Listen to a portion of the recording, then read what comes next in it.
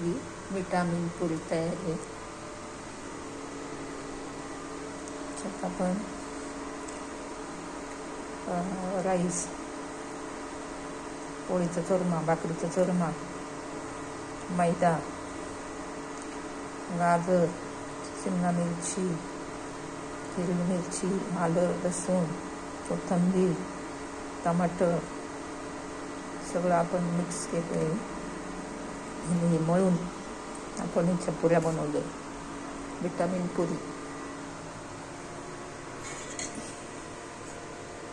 नक्की करा, नक्की खा. कमेंटमध्ये मला नक्की सांगा विटामिन पुरी कशी आहे. ती पुरी एकदम भारी झालेली, कुरकुरीत एकदम खाण्यासाठी तयार. नक्की करा, नक्की खा.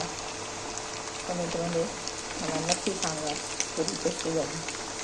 बिर्याणी मसाला आपण याची ताट केलेलं आहे.